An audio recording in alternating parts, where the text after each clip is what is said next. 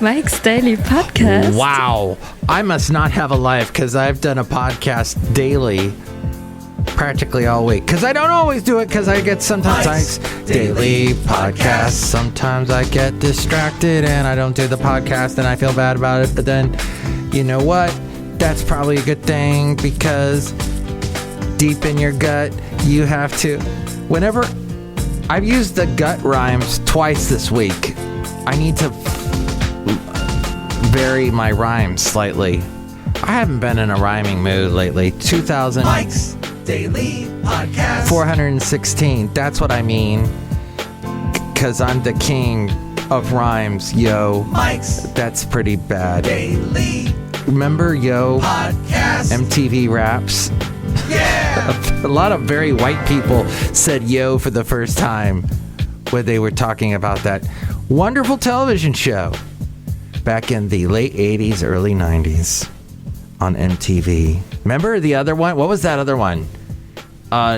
90 minutes or 48 minutes or something? 68 minutes? It was the alternative block of alternative music. Your Depeche Mode and who else was big at that time? The Jim and Doe, John Doe, X. That was the name of the band, X. All those wonderful bands that got played in the late 80s, early 90s on MTV.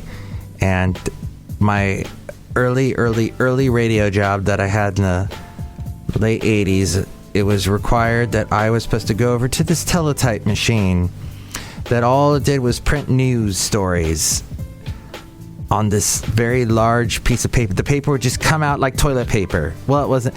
Imagine like a roll of toilet paper, like a ticker tape, like just constantly printing out stuff.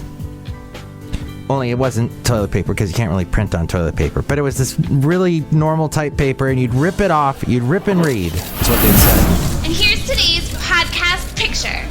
So the story would print. It'd go like the size of a normal piece of paper, and then you'd rip it off, and you could read it on the air. Before the internet. So in the room where this teletype machine was, and it would just be all the time, I was required to rip and put on these jagged pieces of very, oh my gosh, now that I think about it, how completely unsafe it was. Nails in the reverse direction, the pointy part out. You would put, that's right, Basil, you would put the piece of paper, you'd put it, you'd spike it, you'd impale it on this nail under the correct category. So there was sports, entertainment, news, world, local, etc. That was the late great Basil the Boxer just then. As I was reminiscing about those days watching the MTV. Oh yeah, so the MTV, there was a TV in that room, and it's supposed to be, like on a news station, although this is pre-CNN, so this is probably just whatever local that was in Santa Barbara, so that would have been KEYT. That's right. And we would, I remember they would play Married with Children on there, and all the guys at work had a crush on Christina Applegate. But we would put we'd switch it over to MTV and watch the videos. And that's what I remember watching. Michael Penn's No Myth. I love that song. Michael Penn, the brother of Sean Penn, married to Amy Mann from Till Tuesday. Oh Shush, Keep It Down Now, Voices Carry, and Save Me, and Michael Penn. His song No Myth, the video played. I remember sitting there in the room. I was supposed to be pulling stuff off the teletype. Instead, I'm watching the music video on MTV. So, today, the podcast picture is going to be utterly riveting. I don't know what it is, but it's going to be riveting. So check it out at MikesDailyPodcast.com. Oh, hey, got a little text from my lovely lady friend. Oh, yeah. A friend of us, told us some very interesting news today. And, well, I can't go into it here because the news is not officially released. So, I know. I should tell you. You know what? I will tell you the news when it becomes... you'll be the first to know. About somebody you have no idea who they are, but it's some great news. So, but see the podcast picture at MikesDailyPodcast.com. I have no idea what it is, but it's going to be good. Okay. There is a lot in today's society of belief going on in some weird stuff. And people that specialize in belief, those being people who are religious leaders, who help the believers, help them navigate this world. A lot of them espouse some beliefs that are completely, outside of religion. Some of them are saying things like the world is flat and just stuff we scientifically know is incorrect. Across America, when it comes to things, it's hard to believe that people actually believe. The coronavirus pandemic may have fed Americans' seemingly insatiable appetite for conspiracy theories. We're not talking about, quote, the big lie regarding voter fraud that persists 5 months. Oh, this was written 5 months after the 2020 presidential election. This was actually written in a year ago by Beth Dalby. And this is on patch.com. And that big lie is still very strongly believed. But what are some other conspiracy theories that people really get into? Well, you know the one, COVID-19 is a head game. Researchers say the conspiracy theory surrounding COVID-19 is a result of an infodemic, a term used to describe the crisis of COVID-19 misinformation. The coronavirus pandemic conspiracy theories run the gamut as we go outside a cafe anyway, somewhere in Podcastro Valley, Mont, the last place on Earth. From easily debunked notions that 5G networks sped the virus's spread, and this was believed a year ago. Some still believe that, to the idea that it provides a convenient excuse for Bill Gates to vaccinate all Americans while secretly implanting microchips to track and control them, to the obvious lie that COVID-19 doesn't actually exist. The coronavirus pandemic has been an umbrella for groups and individuals with a shared distrust of institutions such as the Center for Disease Control and Prevention and others. There's also the conspiracy theory. Well, most conspiracy theories spread quickly on social media. Before major platforms saw the danger they were creating and started clamping down on them. Putting the genie back in the bottle is difficult, though, in a politically charged atmosphere that has transformed a public health issue into a debate over individual liberties surrounding mask wearing, social distancing, and vaccines. And that's thusly where we live. There's also a belief, a conspiracy theory, that lizard people have taken over, with roots tracing back to the second half of the 19th century. That's how far back this goes. The idea that lizard people are taking over the planet is an oldie but goodie. Among those who embrace the idea was a QAnon supporter fatally shot by police during the January 6th insurrection at the Capitol, and Anthony Quinn Warner, the accused Nashville, Tennessee Christmas Day bomber. NBC News called such theories a very old trope with disturbing links to anti-immigrant and anti-Semitic hostilities dating back to the 19th century. Old New World Order theory. That's been around a while.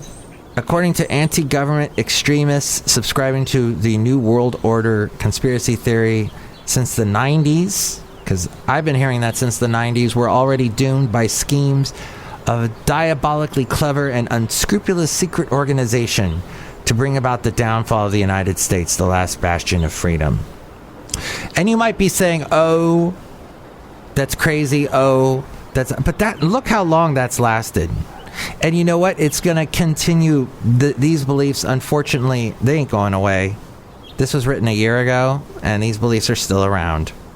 According to the Anti-Defamation League, through repressive measures as well as manufactured crises such as terrorist attacks and pandemics, the globalist conspirators seek to eliminate dissent and to disarm Americans so that the New World Order can move in and enslave them.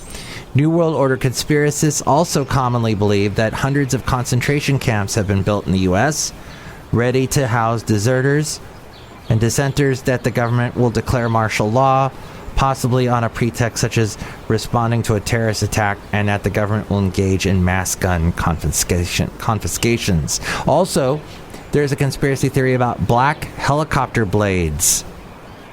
How exactly did the architects of this coup gain control with a fleet of stealthy black helicopters? The operators of such ominous aircrafts haven't been cunning enough to escape detection, though, and they've been presented as evidence in grainy images that look as if they were taken from a first-generation flip phone camera. Stealthy black helicopters are, of course, real. The U.S. government just doesn't like to talk about its stealthy black helicopters because the U.S. government wants its black helicopters to remain stealthy.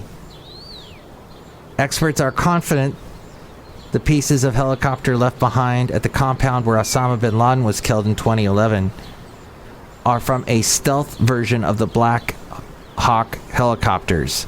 According to the Army Times, the aircraft had been modified to reduce noise and heat and to escape radar detection.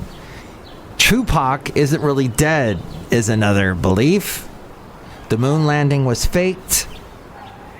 Chemtrails are government poison. I know a lot of people that believe that. A research group at Harvard University gets a slew of questions about chemtrails, plumes in the sky that are supposedly similar to contrails, except they carry poison to sterilize and reduce the life expectancy of humans. They are there to control our minds and subject us all to wacky weather. The chemical weather. Some of these folks looked at Trump as their savior, who would end the chemtrailing of America by executive order, but the tweet turned out to be a fake from someone pranking Trump. Though it was noted in The Guardian, it wouldn't have been the most outrageous missive from the man who once supported the birther theory. And so that's where it all comes from, is strange theories. Maybe that is what I need to talk about in order to get people to actually listen to this podcast. Because you listening don't really exist, according to the theories that I see on my platforms that I have not been deplatformed from, thankfully, yet, that are saying that I have no listeners. So there you go. Thank you for not listening by listening. What? So what is the number one podcast? And by the way, that last article from Patch.com, and Patch.com has, I don't know. I mean, that story was from a year ago. But sometimes their stuff, it seems like it's local and it's oh my gosh, this is a local story. And then you find out it was from 5 years ago. So Patch.com was trying to be this new thing, this website that would really immerse the local news angle.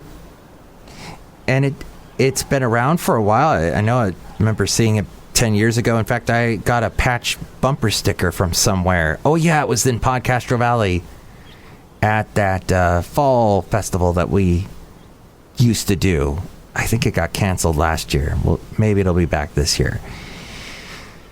And yes, Patch.com, I guess, is still around. I don't know if it got as big as they thought it was going to get, but I remember they tried to get a lot of local people to write for it, and apparently they got a bunch of liberals to write for it, because apparently those are the only people that don't believe in conspiracy theories are liberals.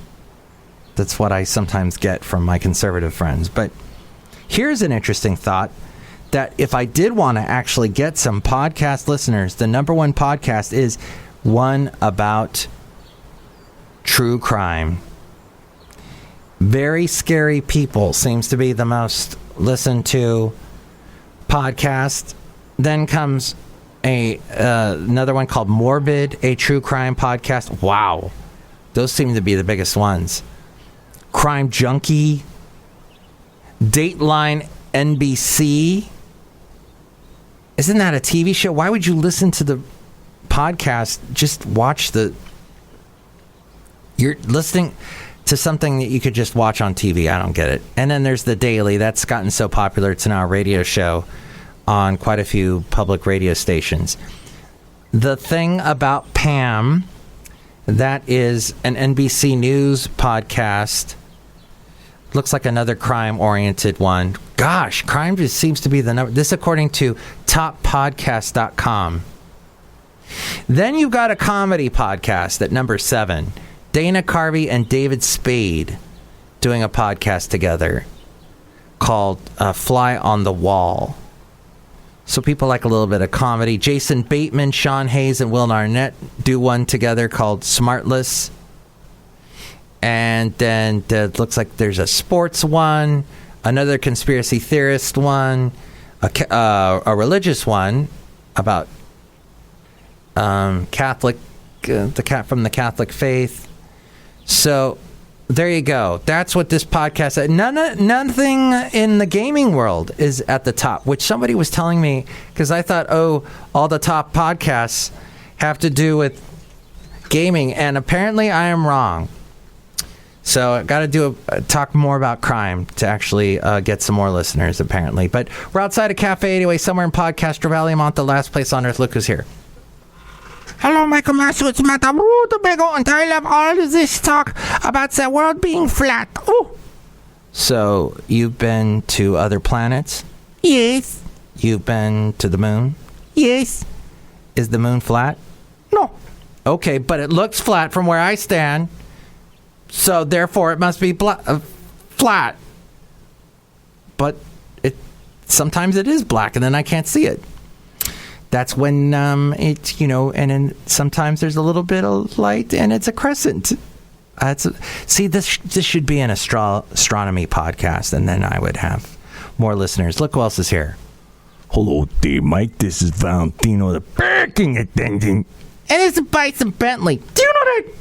Mike, this has been a fascinating podcast day. Yeah, fascinating podcast. What's a teletype? Do you know that? Teletypes. Teletype, little thing. It types, it's on its own. It's like a little typewriter, but it's printing on its own. It's kind of scary. And that's the end of this podcast. Next podcast, it'll be the wonderful Chely Shoehart, Floyd the Floorman, John Deere the engineer. You can tell me what you think about anything we covered today. 336MM Daily. 3 + 3 = 6. MM as in Mike Matthews Daily, as in what this podcast tries to be. Sometimes gets interrupted, but not lately for some apparent reason. So we'll see how long this lasts. But you can chime in, and for more ways, you can reach me over here. Mike's Daily Podcast is written and produced and performed by Mike Matthews. His podcast is super easy to find. Download or listen to his show and read his blog at MikesDailyPodcast.com. Email Mike now at MikesDailyPodcast@gmail.com. See you tomorrow. Bye!